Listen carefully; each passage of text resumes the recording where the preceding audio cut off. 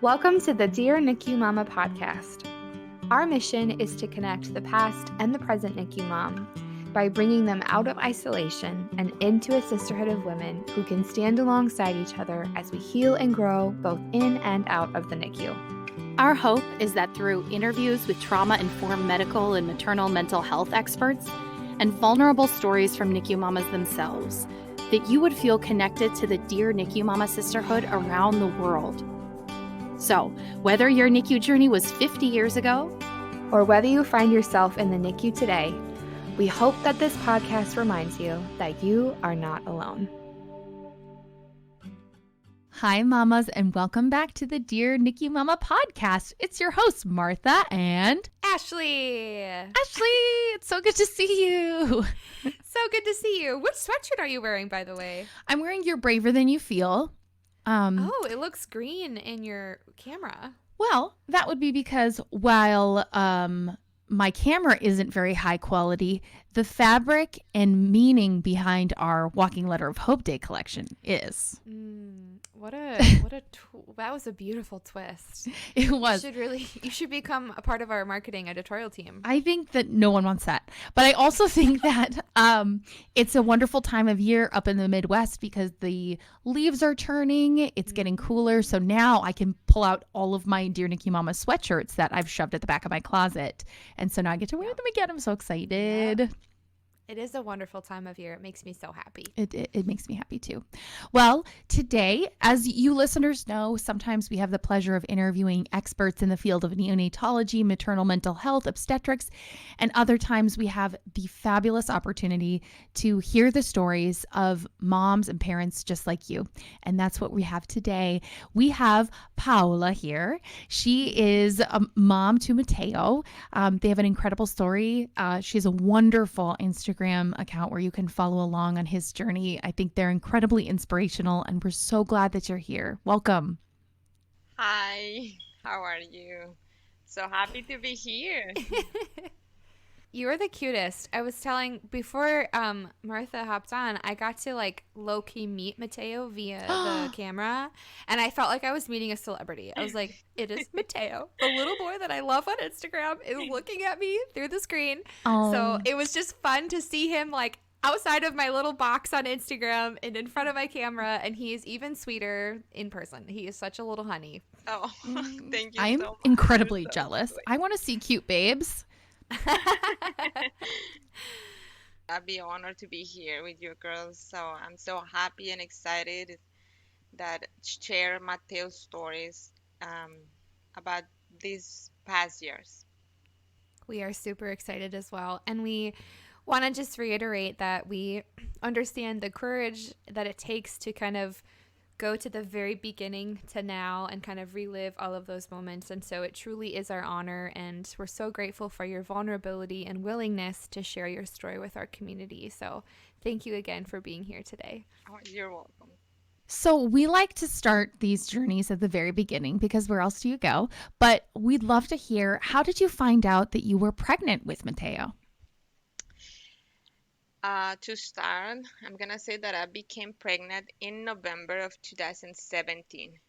But to be honest, I was truly surprised because in September, just 2 months prior, I had a miscarriage. So you can say that Mateo, it's a rainbow baby. And for those who may not be familiar with the rainbow baby that brings light, but by no means replaces the angel baby.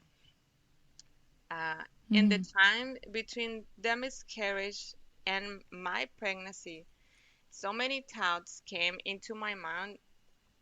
So thinking about what's going on, what I don't get pregnant, because I have another son. He's 17, but at the time it was 12 years old. Um, and then again, as a born and raised as a Catholic, my faith was will whisper into my heart, saying what's going on with my body. So the miscarriage was a message from God that telling me that it was just not the time for us. It was fast fast forward. It was 8 weeks, and I discovered um, Mateo's was on my womb, um, and I confirmed the message I brought from the other miracle, right? Mm, Our blessing was growing already in my womb, like I said. mm. That's beautiful. I'm thank you for sharing that so much, Paola. I'm so You're welcome. sorry for your loss. We have some angel mamas and rainbow mamas on the phone here, and we know how deeply painful that is. But how that connection to those losses also can bring you great hope too. That must have been very exciting, and to have such an age gap too with a 15 or 12-year old at the time. Were you nervous at all have to think about having a baby again? Yes, yes, because that means that we're gonna start all over again. Again, battles, no sleep. But to having a baby is a truly blessing. So, and honestly, my other son, he asked me for a big brother, for another brother, for a long time, and I'm Mm, like, it's not, and I'm like, how can I explain him? It's not depend on me, so it's not depending on what I want. yeah. Oh, it is really hard. And oh my gosh, 17. First of all, you look incredible. You look great. I just have a 4-year-old and I feel like I stepped out of a war zone. You look gorgeous. So Oh, thank that you. was sounds like it was really exciting, but nerve wracking overall. What was the pregnancy like? How did you carry pregnancy well? Did you have any complications early on? My pregnancy was just beautiful as the first one because Mateo is a second child, and I was in love with reliving and with re-experiencing the extraordinary feeling that comes with the miracle of having another life in my womb. So I enjoy watching my belly. I enjoy feeling the kicking. I am I I don't know how to describe because I'm asked for for a long years. For years, I'm asked for another baby, but the miracle was there already. So I was preparing to bring a new life into this world. I was incredibly grateful for that, with my older son and my husband by my side all the time. And we just cherished the moment when the baby start kicked, and how with each passion with each with each passing day we were closing to meet him. Mm. That sounds really Yeah. beautiful. And uh, it's lovely too that you were able to share that with your son, to have an older child who really understands what's going on. That must have been lovely too. So, was the NICU something that ever crossed your mind or had you heard of it before? Honestly, no. I heard before about the NICU, but my understanding was a NICU was a place for premature babies because before Mateo, I don't know, and I don't know nobody to nobody who was passing through the NICU or staying in the NICU. So that's why my knowledge about it was very limited. My idea of the NICU did not expand beyond it being a place for babies who will who were born on a long term too, like Mateo, um, until he born Honestly, um, it was not an idea to cross my mind. You bring up such a good point. I feel like it's always something that happens to other people, not you. And also, I totally NICU equals premature always. In that's to the large amount of people who hear about NICU for sure. So, was your pregnancy ever considered high risk? The way you described it, sounded like you were healthy. You felt him moving a lot. You were very connected to him. Um, when I was 16 weeks, I had my first ultrasound, and it was measured ultrasound.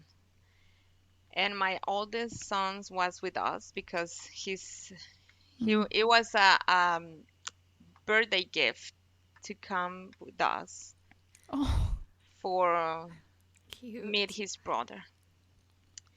And the checkup appeared normal at first. I was feeling very excited. My family feeling was feeling very excited too, especially because I was anxious to see Christopher. My other son is Christopher. His name is Christopher, so I want to see his reaction. But the technicians did her exploration, and she just excused herself out of the room, and she came back with the other we she came back with the doctor along. The doctor was carrying a big book on his hands, and he abruptly began to speak about the initial findings.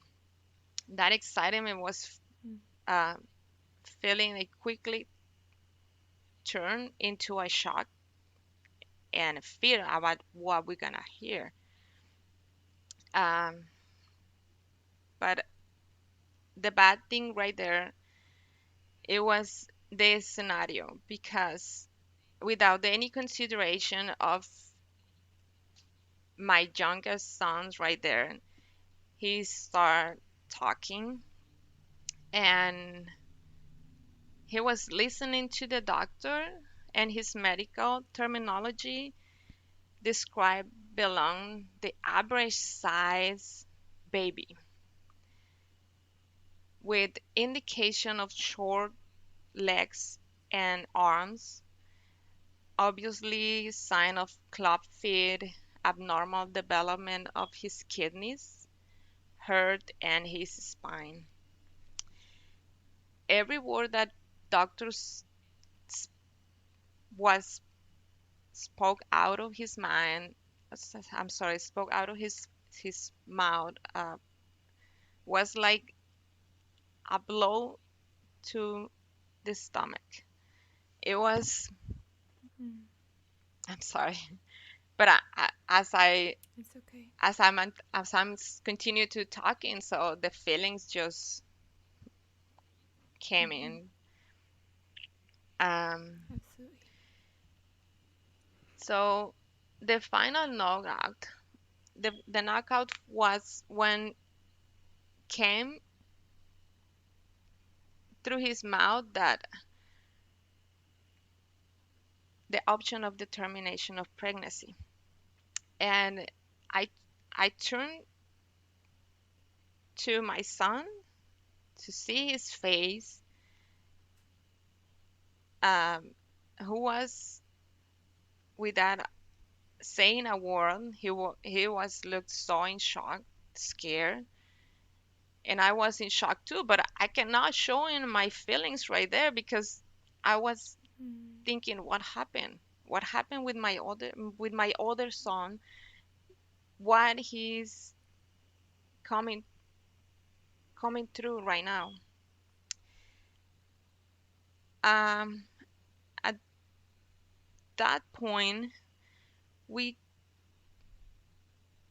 we understand that the pregnancy just turned into a high risk, and we asked for a second opinion. I want bunch of opinions, more multiples. But the result just added more concerns because there was more concerns than the original findings. And I asked, that was the moment on after the other opinions when I asked myself why, but why me?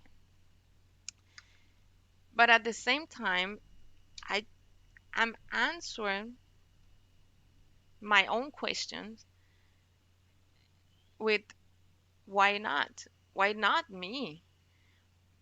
Why not us? Why should this happen to someone else and not me? So this could happen to anyone because no one is exempt.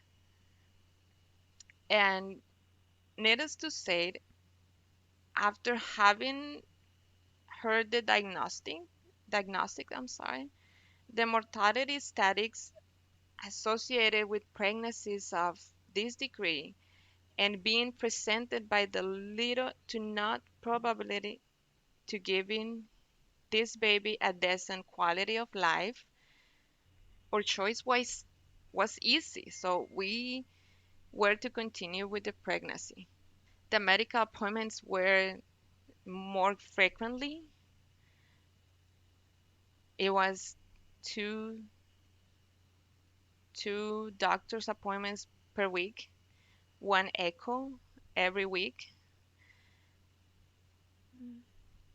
Um, and but an important question that I referred to the doctor, it was like that he feel any pain, and the doctor said no, he's not feeling any pain. That while he's in the womb, it's his that is his safe place. Um, I heard that the doctor's words, and I was more settled and at ease. My doctor was incredible and very honest with me from the beginning, so I trust the sincerity of his answer and encourage myself to enjoy this pregnancy to its fullest. I enjoy every moment to being pregnant and having a high risk pregnancy was my awakeness to embrace this happiness for as long as I could, to pamper this unborn bundle who had at that time already filled my life with so much joy, to smother with love what I can only describe as a privilege and blessing to carry a baby. Having it any other way, that is carrying a day after day with sadness, grief, guilt, anguish, and denial, I feel will have caused my baby more worse damage than the original diagnostics itself. That's why I prefer to be happy and enjoy it. We were referred to a support called called angel babies, who who the purpose is in the program. It's designed to support families like us, who unborn child is being diagnosed with a terminal condition, and they offer assistance during the pregnancy and ideas of creating loving memories. We had deep conversations with them where we discussed other thoughts about where we're going through. They provide a warm environment, yes, for us when we were there with them. We had deep conversations where we discussed our thought about what we're going through. We were in a safe place to open and dialogue, to speak and be able to share our feelings without any inhibition. The programs were wonderful, in fact, and somewhat impressed that we were handling our delicate situations with so much joy and faith. Even when the time came to begin considering a funeral arrangement, I remember they asked us about if you wanted a cremation or a funeral. They give us all the information, and it was a shock for me. I was happy and I was like, no, this is not gonna bother me. But when they asked that question, I'm like, why are you asking me that question? My baby's still here. Uh, he's not dead. They also say they also gave us a paper with the informations uh, for the funeral services, all the contacts there around Mm. near us. But at the end of the day, I just blocked the possibility of look for any place or any contact to call. What I love about how you've been sharing, Paula, is just this reminder that even when our pregnancies become high risk, even when we're shown a diagnosis, even when we're shown like maybe a different path to motherhood than we've envisioned, it never once changes the love that we have for our baby that we're carrying. And that's so evident with everything that you've shared. In fact, when I hear you share, it almost seems like your love grew tenfold. You heard about his diagnosis and your heart said, I'm going to love him even more than I thought Yeah. that I could. And so it's just beautiful to hear just the expansion in your heart, and even just the way that you talk about him is just such a tenderness and such that mama bear, but with such a heartbeat of joy and affection. And I have no doubt that Mateo is thriving today because he felt that love from the very moment that he was conceived. And so I'm just in awe of that with what you've been sharing, and it's beautiful. Oh, thank you. Yeah. So I was feeling like I needed to live that pregnancy in the better Mm. in in the better way possible. Because at my age, I'm Mm. not like very old, but I'm not a youngest little girl that can be pregnant like easily. So I Right. was I was convinced that I need to enjoy it, everything, every second, because I don't know if I'm gonna Mm. be able to relive again the feeling of having a Mm. baby in my womb. Yeah. Mm. So maybe we can, from here, then talk a little bit about his delivery and his arrival into the world. I'm sure with some of your high risk pregnancy appointments, they kind of prepared you somewhat for this is what we hope his delivery looks like. So at that point, were you anticipating a NICU stay, or was that still something that hadn't quite crossed your mind yet? We had an advisory and counseling before the delivery. They give us a tour through the whole scenario in the Mm. NICU, and it was my first time there. And I was calm. Mm. I was zero nervous, and I was signing the permissions to transfer him to the NICU in case they needed. Mateo came to this world through a C-section at 39 weeks.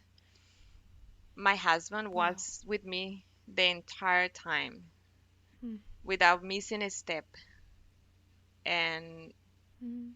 I have to say that he is my rock. He is Mm.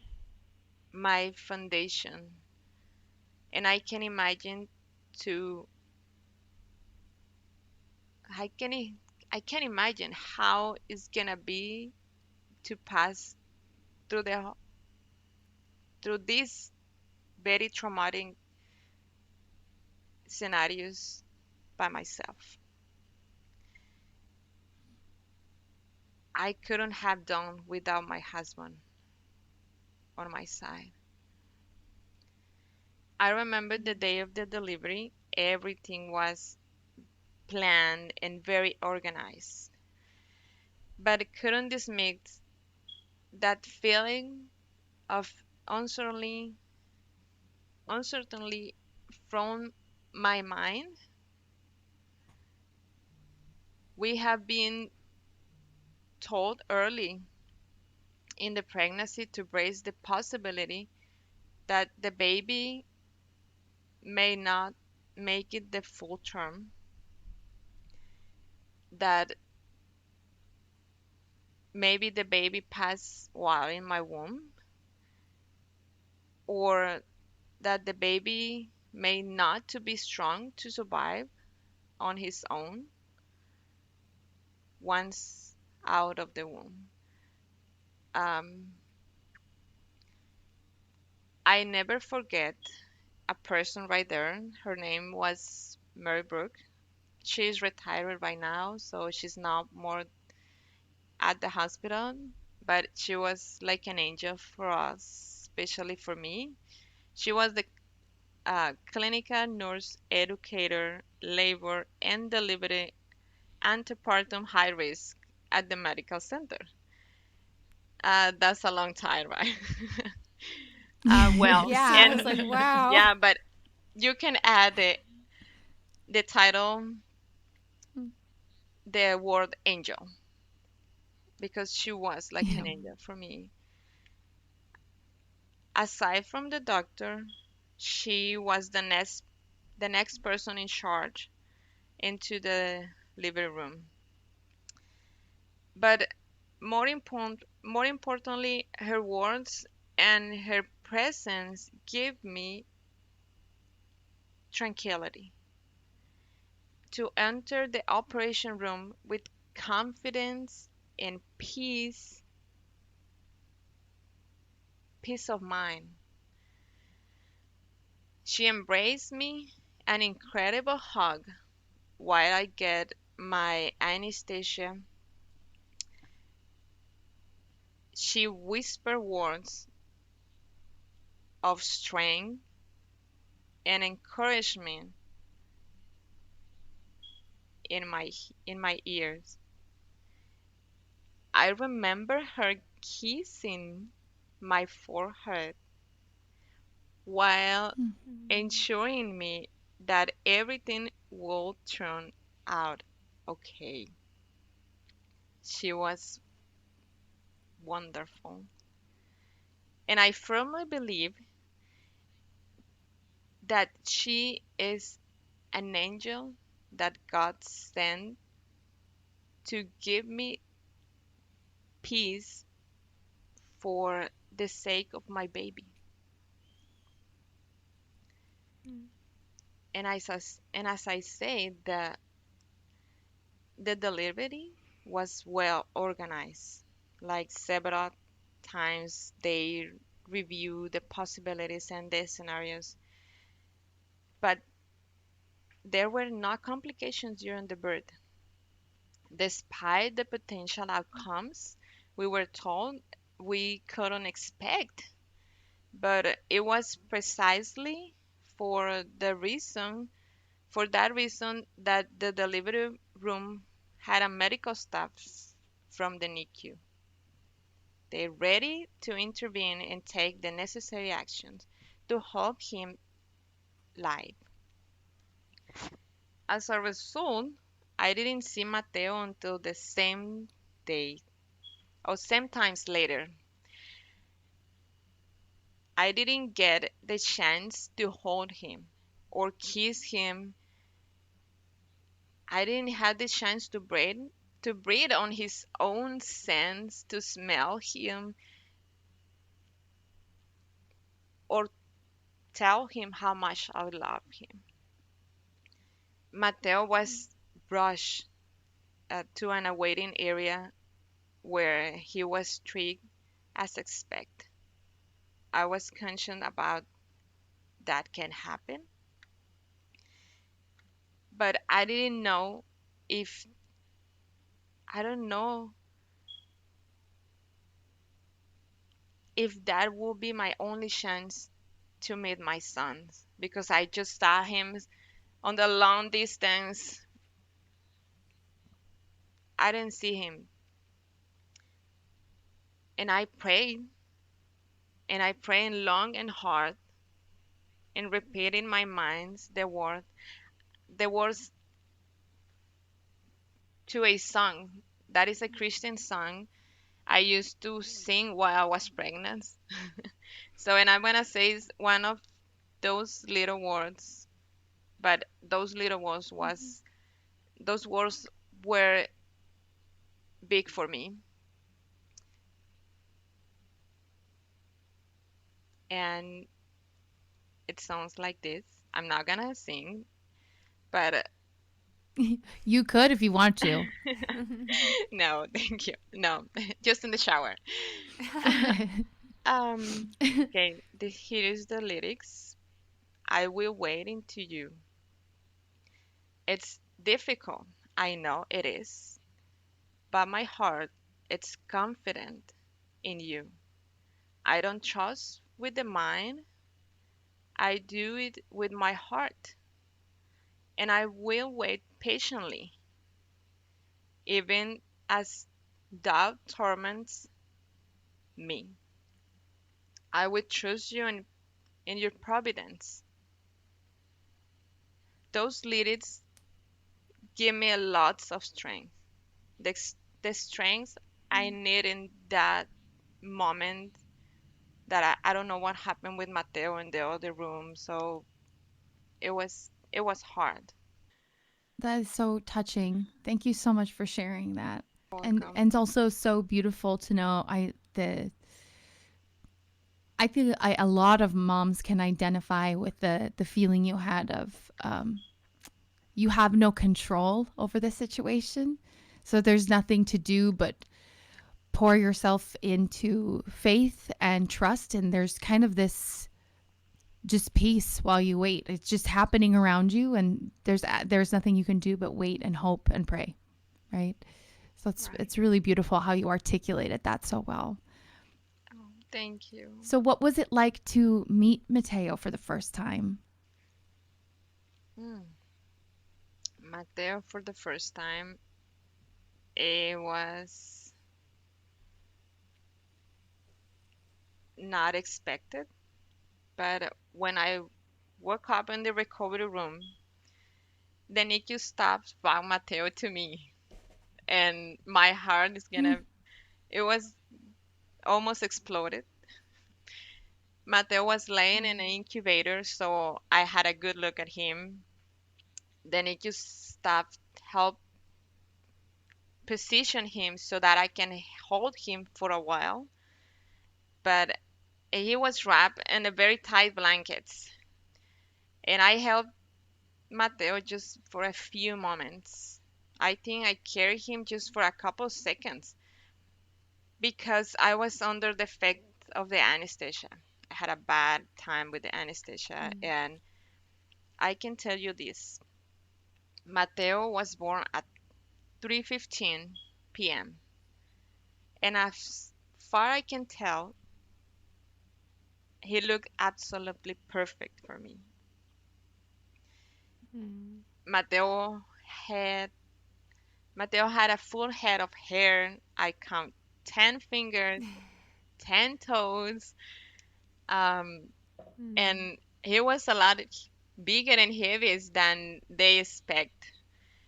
It was confirmed by the scale, yeah, that his weight was, it's 7 pounds 4 ounces, and it turns out that Mateo was working on overcoming superior odds while he was in the Mm. womb. Mm. Many, Wow. yeah, yeah, it was unbelievable.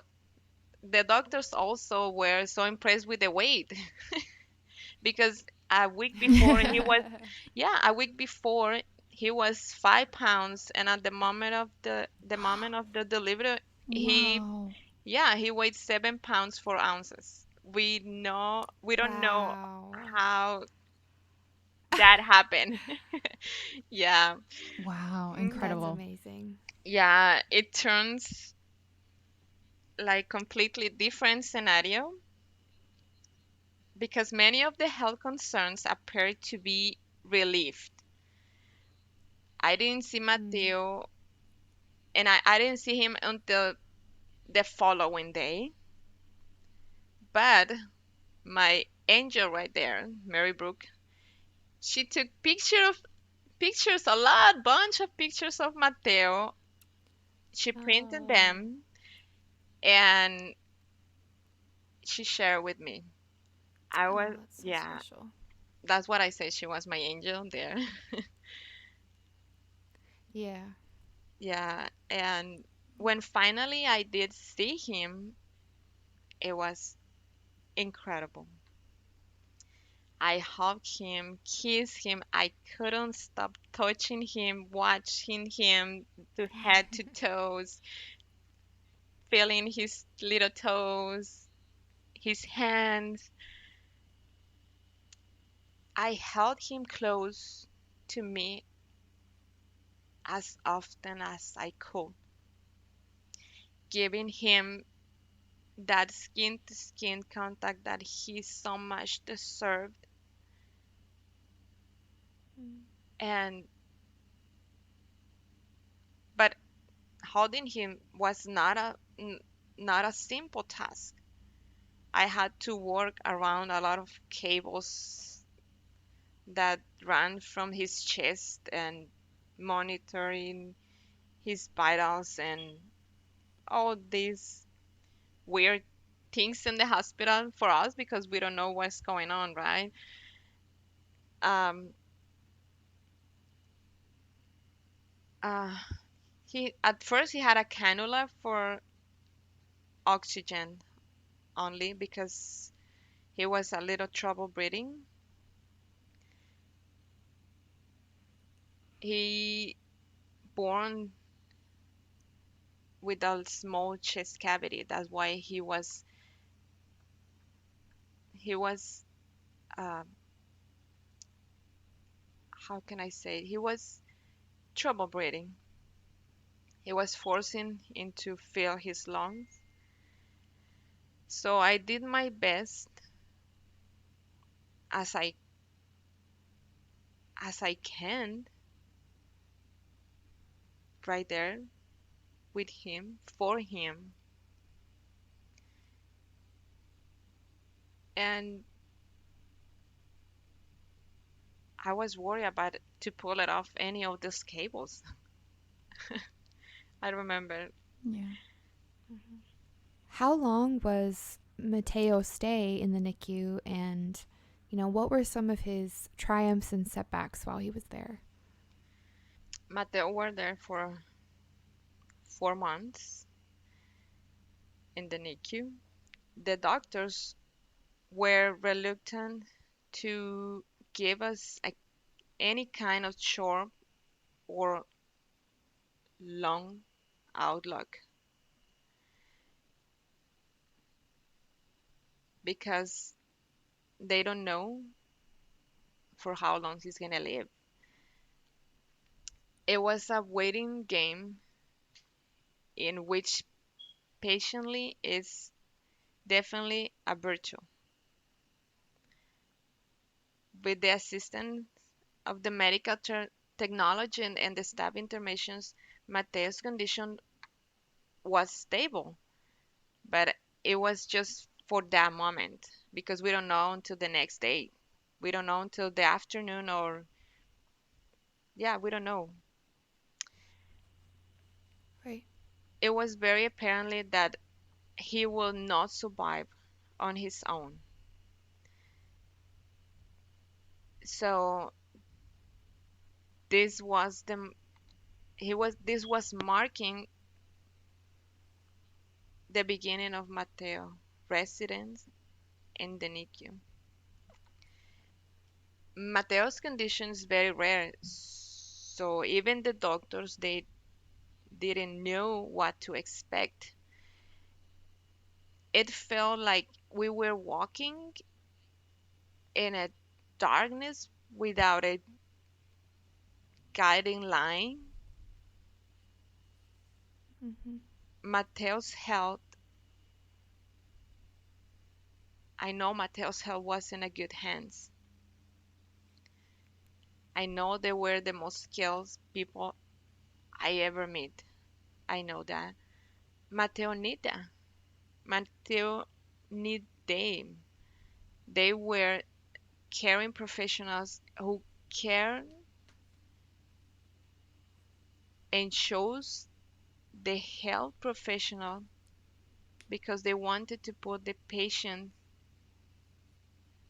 needs before anything else.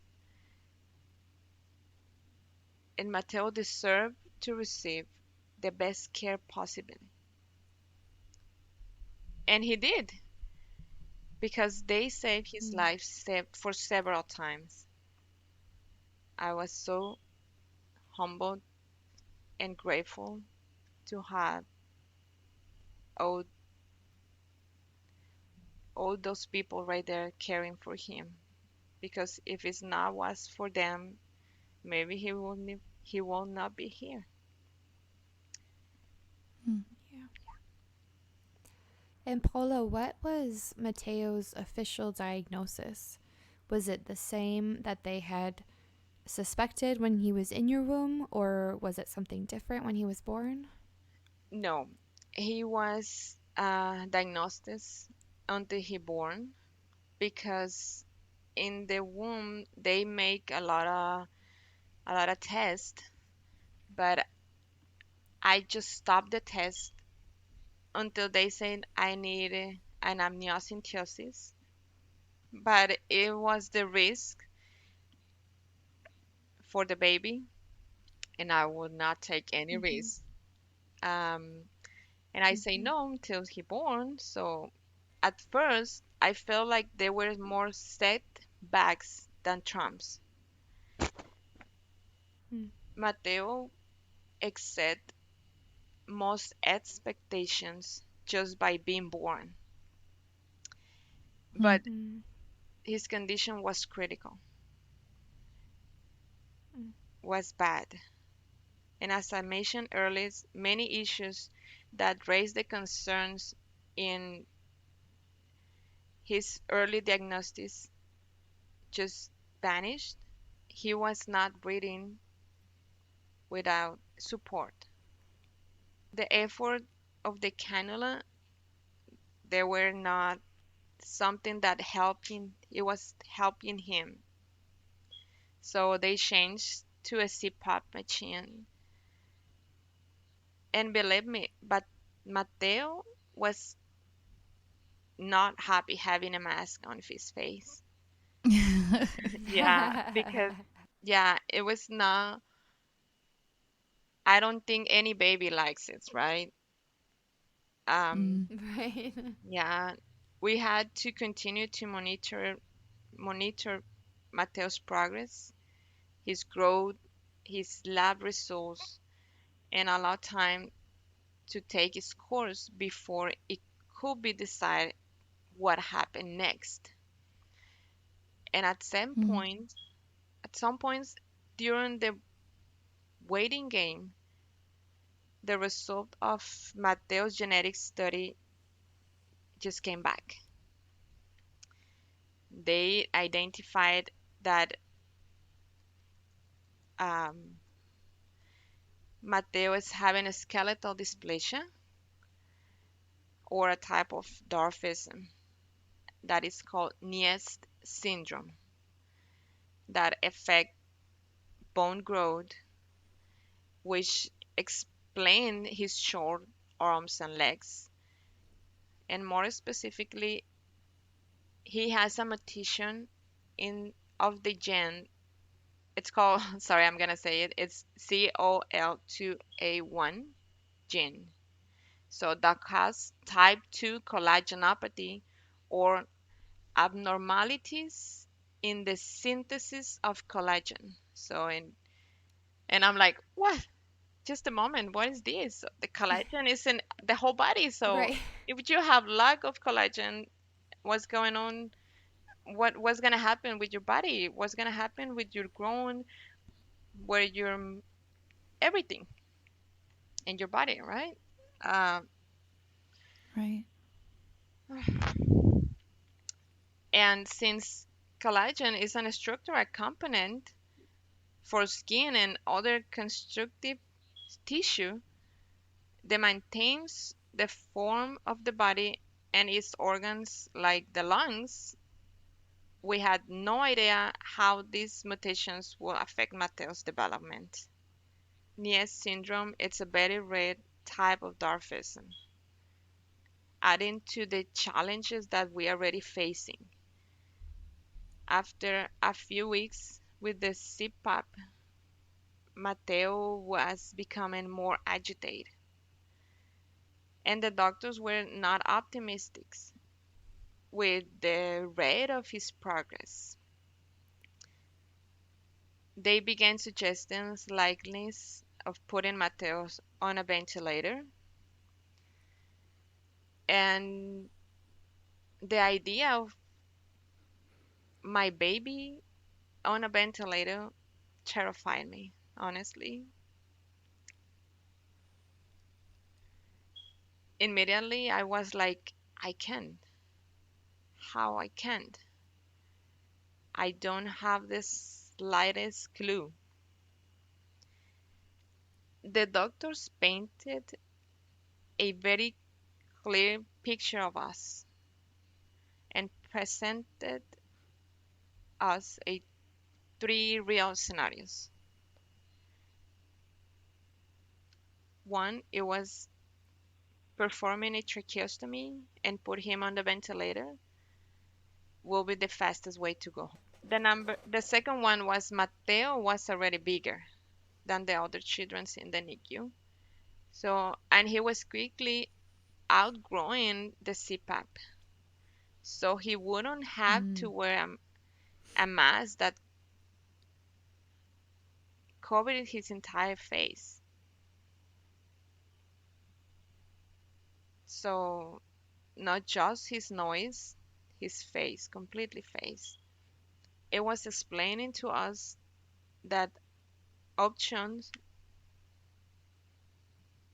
was temporarily only. And uncomfortable and uncomfortable situation and solution to the problem.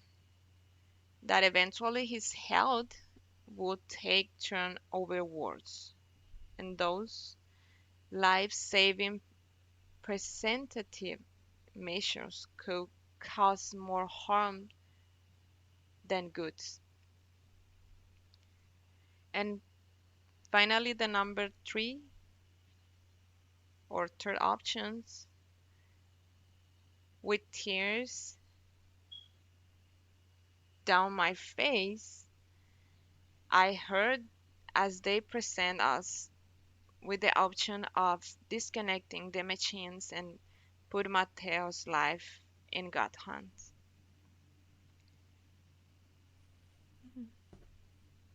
Uh, and told us if that and told us if hope to have Mateo home, it will be on a ventilator. But not defined for how long he will live. So it was not answers there for us. As the day passed, we felt inclined to agree with the doctor assessment and start planning our next step. On on the afternoon of September, not, I'm sorry, on the afternoon of October 26th of 2018, Mateo was prepared and taken to the operation room. Within 2 hours of being wheeled off, we were able to see Mateo in the recovery room. He was the same little angel, only now he had a those attached tubes strapped to his neck. He had his trach. No mention that he had his YouTube also. It took some time to assimilate how, in the span of 2 hours, the course of a life can be completely changed. The perspective of knowing that wherever Mateo went, a 20 pounds machines will be no more than 5 feet away from him, pumping, beeping, alarming, Mm. keeping my baby alive, but maintaining consistent flow of air through his lungs. As for us, as his parents, the initial shock was not being able to hear his voice. Mm. And it is an awkward sensation to see your baby cry and not hear a whispering sound. Mm. There was a quite a bit to get used to, and it became very apparent very quickly that we had a lot of learning to do. Mm. Really, the reality, we just came back quickly, really quick said, in what we really literally need to become Mateo's primary healthcare.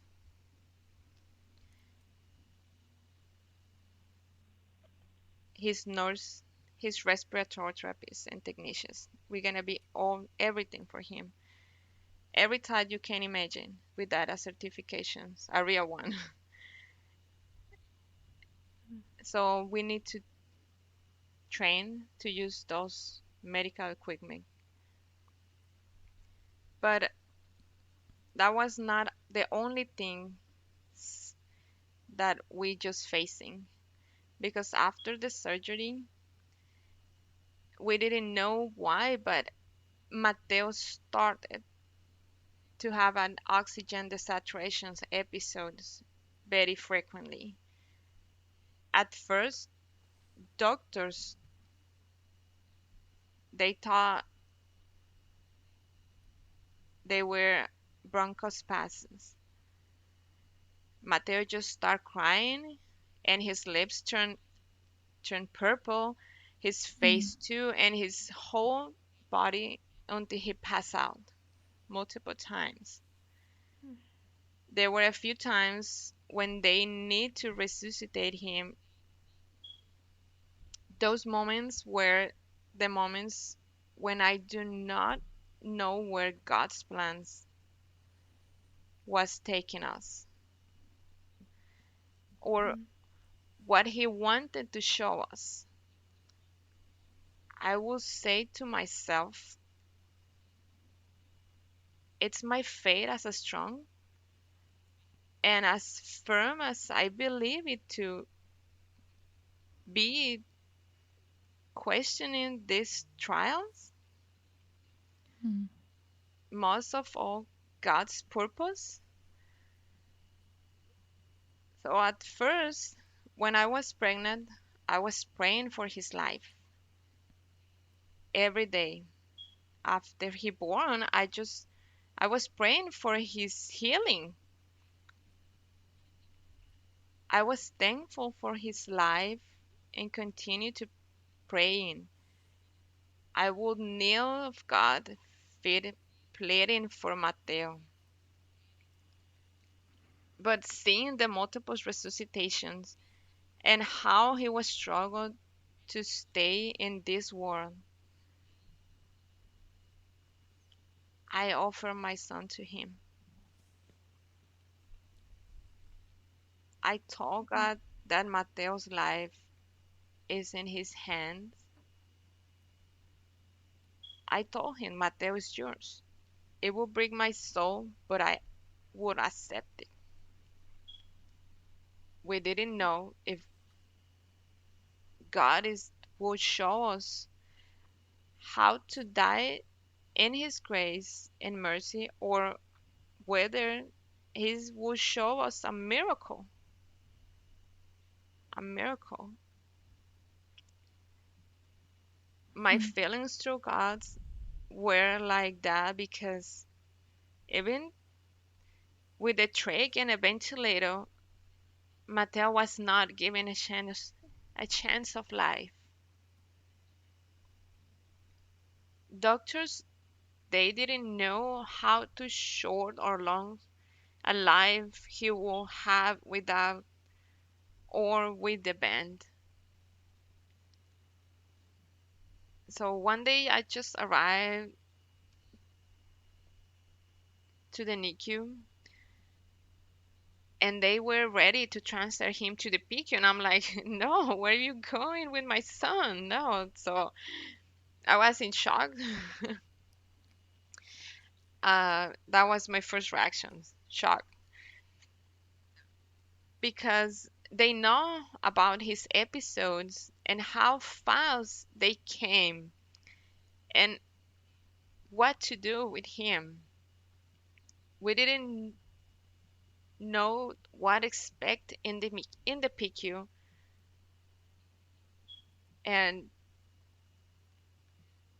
anyway they transfer him to the PQ. We don't know what to expect in the PQ. Mateo's episodes were uncontrollable. Once in the PQ, he had 3 episodes Mm. the same night. But at the very next morning, one of the doctors discovered the cause of the episodes with an emergency bronchoscopy. He discovered that his trach was very small for his trachea, so every time he Mm. moved or cried, the episode will start. Now Wow. his trach, uh, it's custom, and we were 7 long days for the new one. Wow. Yeah, they found the way to position his trach correctly so that it wouldn't collapse once again. Everybody took care of him very closely so that he wouldn't move that much. And finally, the trach arrived, and I can say Mateo never had an episode again. Yeah, Wow. those That days. is a huge revelation. Yeah, And I'm sure your heart was like so relieved. Yeah, I was relieved, and I'm like, doctor, but we need to position him in another way because we want to see if the tray is the correctly. So I was nervous about it, but no, I'm so happy that he never had an episode like that. Never. No Wow. more. Wow. Yeah, that was our story there. Those 7 terrific days, trying to having a baby without a movement. Yeah, they not Wow. Yeah.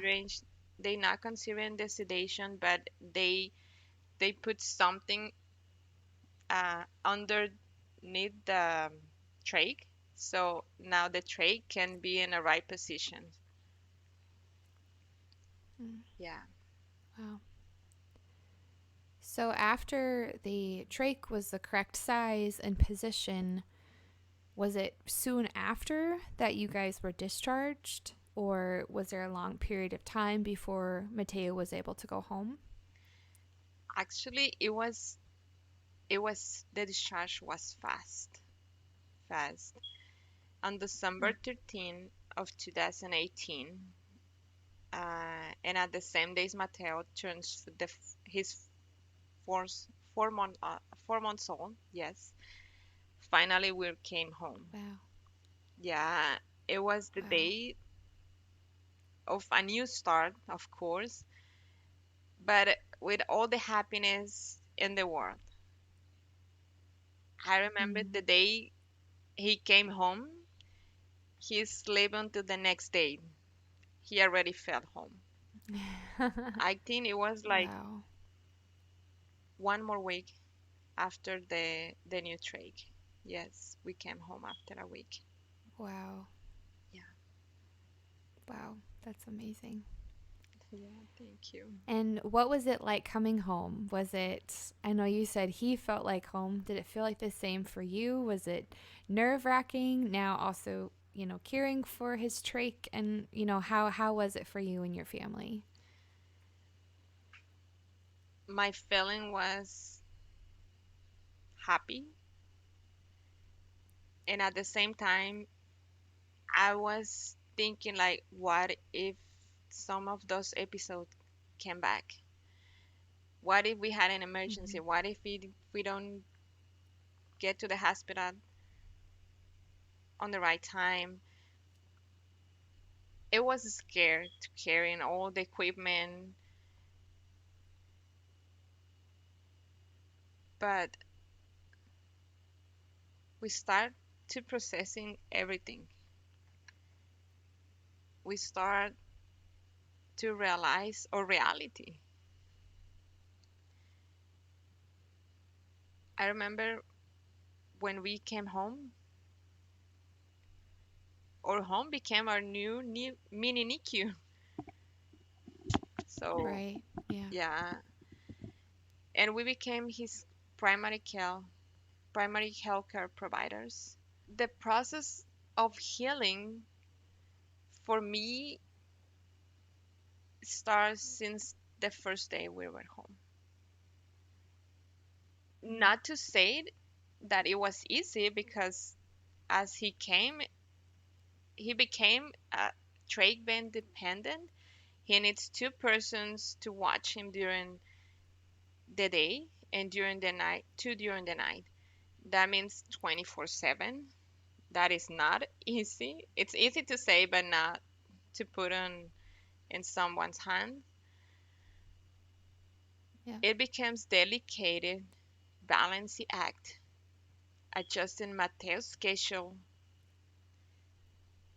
or lack of sleep, and raising a teenager was a big challenge for Mm. us, because teenagers are teenagers, and the feelings Yeah.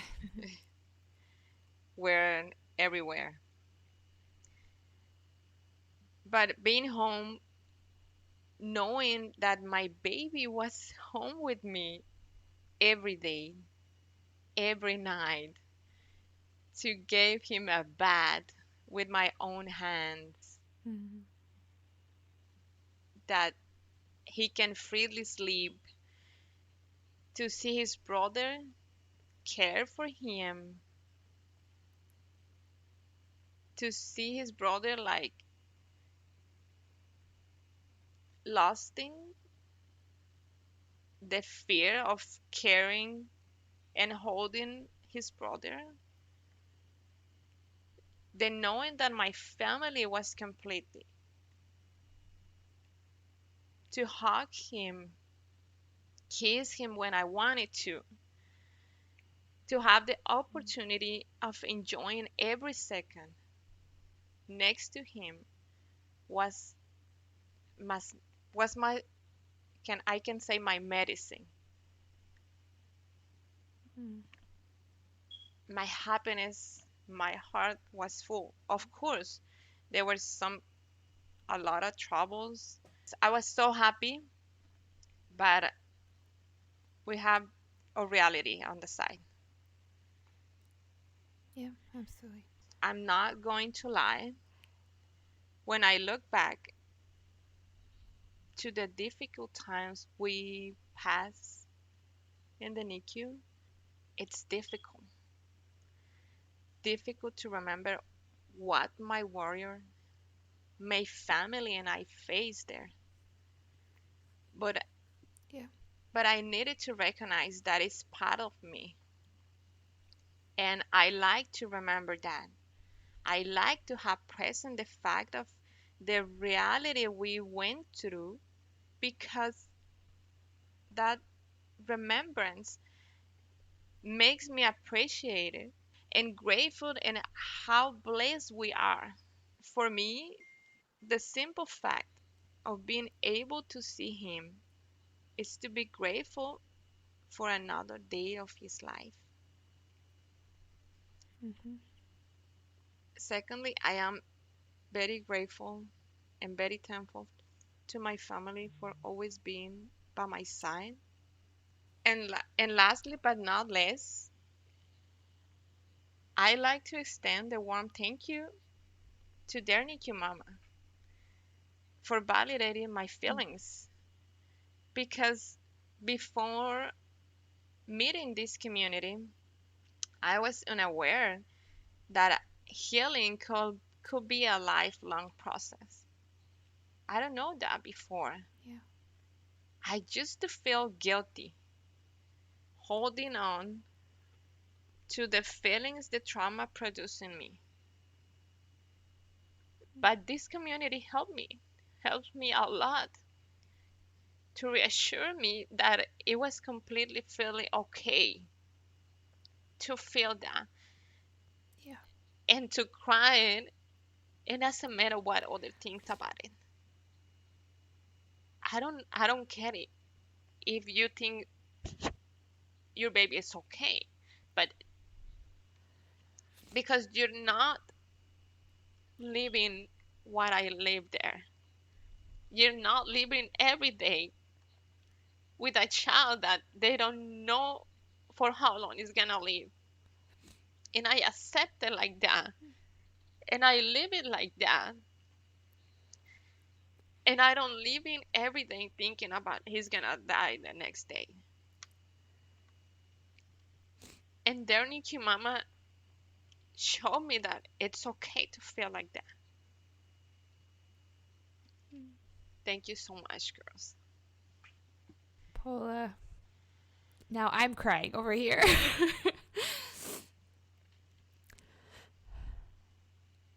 I just want to reiterate that the Dear Nikki Mama community is so special because it's made up of amazing moms like you. Oh, thank you. And so it's truly it's truly an honor to have the opportunity to connect with moms like you who have walked through fire, who daily face a diagnosis that we may not know a lot about still, but your love never wavered. We have a poem that says, "No matter the curveballs or forks in the road, your love never wavered and great courage was shown." And I see that throughout your story. And again, it's just this community is so special because moms like you are a part of it. And you're right, healing is lifelong for all of us. How could it not be? These are our babies. These are our everything. Yeah. And as they grow and as we navigate their lives, like it will always, the NICU will always be a part of us. And so thank you for reminding our moms listening that that can be true for them. Yeah. And what I also heard you say so beautifully is just that grief and joy can coexist, that they can happen at the very same moment, in the very same breath. And so I'm just so grateful for the permissions that you're giving to us as the co-host, but also to the community of moms listening. And so thank you for those reminders as well. Thank you so much. Thank you so much for honoring me, for giving me the chance to express my feelings through this podcast. Well, I would love to end this episode with just hearing a little bit about how Mateo is thriving today. We'll make sure to link in the show notes your Instagram so that moms can follow and see the cutest pictures you'll ever see. But we'd love to hear from you. Mateo is 4. We had the chance to meet him on the camera, and he is way cuter in person. Unbelievable. I mean, I don't know how that's possible, but he's even cuter when he says his little name. So we would love to just hear a little bit about how he is thriving today and, what he's been up to and the mountains he's been climbing. Oh, thank you. Mateo's flourishing is marvelous. Like you say, he's just turned 4 years old, and we're very proud, very proud of him. We are incredibly grateful for all his progress. It's incredible. The doctors also observed him and expressed the same amazement because we went from having no expectation of life and have made it this far. Yeah. Mateo recently started walking by himself. He's no longer on the Wow. ventilator. He's speaking beautifully in Yes, he is. Spanish. Yeah, Whoa. English. Yeah, he speaks Spanish, English, and in sign language too. Wow. He's he's making huge advance eating by mouth. Wow. We need to get a sleep study done and discuss the results and consider the possibility of the cannulation. We Wow. are excited beyond words, honestly. I don't know how all this progress happened so fast, so quickly. I don't know how is he speaking like that. So his speech therapist is like, I don't mind. One day he Yeah. said that Mateo is the reason that why he became a speech therapist. He Wow. cannot believe that Mateo speak that loud and and correctly because it's now I can say that is not normal. Yeah. Yeah. Yeah. Um, Wow. so we're so grateful for that. Yeah. That is so beautiful. And it's so fun to see him thriving, like I said, on your Instagram and just seeing him grow up and your family growing, and he's so perfect. He's beautiful. Oh, thank you so much. Well, and lastly, Paula, what encouragement would you give to other NICU moms or other moms who have medically complex kiddos? First, I wish I can give you NICU mom and every NICU mom a huge hug Mm. as a strong embrace to hold on to. to accompany them in this emotional journey and let them know that they are not alone through this. My message to all their NICU mamas: to keep the light of hope and faith shining bright, even when it seems that the day is at its darkest. Your little miracle is here with you, and your baby needs you. He needs all your love, all your strength, all your courage. Keep looking forward with joy, even when you feel defeated. You are one day closer to going home. Dear NICU mom, I hope you know how special you are. Beautiful. Thank And Paola, I don't mean to put you on the spot, so you can say no to this if you want, but your first language is Spanish, and I just want to say you have done a phenomenal job speaking in English today, and so thank you for thank you for taking the time to do that. I wonder if you would be willing to say your encouragement also in Spanish. I think it would be really beautiful to any of our Spanish speaking moms to be able to hear that encouragement in their first language as well. Would you be open to that? Of course, yes. Okay. Absolutely love the idea. Yes. Okay, beautiful. Well, then, to close officially, then I would love for you to just kind of repeat that encouragement that you just gave, but give it in Spanish so that we can honor our Spanish-speaking moms too. Ok. Primero quiero decir a todas las mamás de NICU que me encantaría darles un abrazo que se quede con ustedes, que los acompañe en este camino emocional en el que están pasando por este momento y que sepan que no están solas. Mi mensaje para ti, mm, mamá en el NICU, es que sigas teniendo esperanza, que sigas teniendo ese brillo, aún en los días que se miren más oscuros, cuando no encuentres una luz en el camino, más allá, sigue teniendo ese brillo que está en ti. Tu pequeño milagro está aquí, está contigo y te necesita. Necesita de todo tu amor, de todo tu coraje y de toda tu fuerza. Sigue buscando esa felicidad, alcánzala por tu milagro. Tú estás probablemente un día más cerca a llegar a ir a casa. Mamá en el NICU, espero que tú sepas lo especial que tú eres.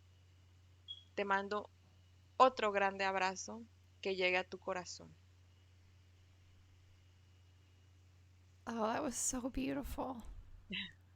Oh my goodness. Thank you. Now I wish you would have recorded your whole Yeah, episode in Spanish just so I could hear your beautiful voice. That was so beautiful. Well, Paola, we are so grateful and honored to first have you part of this community. I mean it when I say that you are a special part of this sisterhood, and it's been a joy to follow you on Instagram for so many years now and see Mateo grow up and see you continue to become the best mom for him. And so we are just so grateful for you, and really also secondly just so grateful that you shared your story today.